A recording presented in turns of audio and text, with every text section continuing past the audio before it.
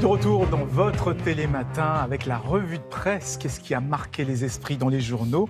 On a demandé à Bintili. Bonjour Bintili. Bonjour Anissé. Et j'imagine qu'aujourd'hui, dans les journaux, à la une de la plupart des journaux, il doit y avoir un Lionel Messi. Vous avez à tout Paris. compris Anissé, on a rarement vu un footballeur faire autant de une. Ça y est, l'Argentin a signé avec le Paris Saint-Germain. Ici, c'est Messi, titre l'équipe parisien, nous dit sobrement le Parisien. Messi, l'incroyable pari sportif et financier selon les Échos. L'équipe du jour nous propose Anissé 9 pages sur le sextuple Ballon d'Or. Le journal revient sur le contrat de 2 ans signé par Messi, son salaire annuel estimé entre 37 et 40 millions d'euros. L'équipe Anissé nous fait vivre minute par minute la folle journée d'hier, son convoi dans Paris digne d'un chef d'État. Un événement quand même. C'est un aussi, événement. oui. 3 vannes escortées par 18 motos de police, rien que ça.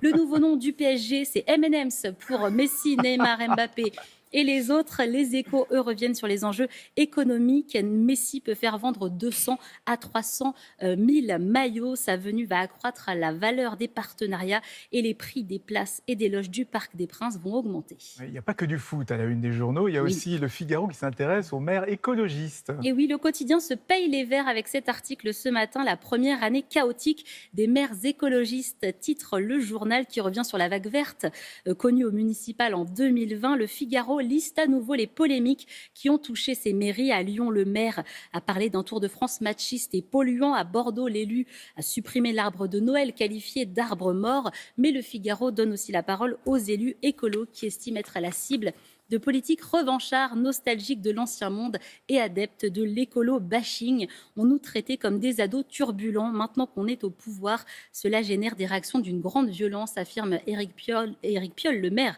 de Grenoble. Le Figaro revient aussi à Anissé sur les initiatives vertes de ces villes. Le quotidien rappelle que les écologistes se retrouvent à Poitiers la semaine prochaine pour leur journée d'été. L'occasion, dit le journal, de se montrer présidentiable à quelques mois de la présidentielle. Être payés, les écologistes, on montre quand même qu'ils sont présidentiels. C'est assez malin.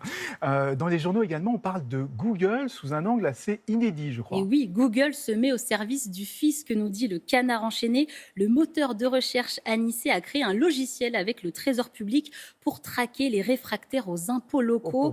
Selon le journal satirique, des brigades départementales réparties dans toute la France reçoivent depuis mi-juillet des listings de parcelles, listings qui pointent les différences entre ce que les contribuables ont déclaré et les photos satellitaires de Google. Si, c'est énorme.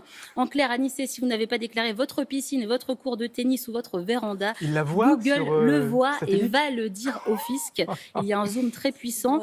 C'est énorme. Pour rappel, la possession d'une piscine à Anissé peut majorer les impôts locaux de 500 € par an. Ah oui, quand même. Et oui, et le Canard enchaîné s'amuse ce matin de cette alliance Google Trésor public quand on sait que le moteur de recherche a été condamné en France à régler 1 milliard d'euros pour fraude fiscale. On n'est pas un paradoxe près. Allez, on termine sa revue de presse à la cuisine. Et oui, avec cette sympathique série d'été que nous propose le Figaro qui s'appelle Les politiques au fourneau. Chaque jour, une personnalité politique livre ses recettes et ses plats préférés inspirés par ses attaches locales ou familiales. Aujourd'hui, c'est Roselyne Bachelot, la ministre de la Culture, originaire de Nevers, retrace son itinéraire culinaire entre Bourgogne et Bretagne, région de ses parents. Sa recette préférée, Anissé, les filets de sole préparés à la Duxelles. C'est le nom d'un hachis de champignons de Paris.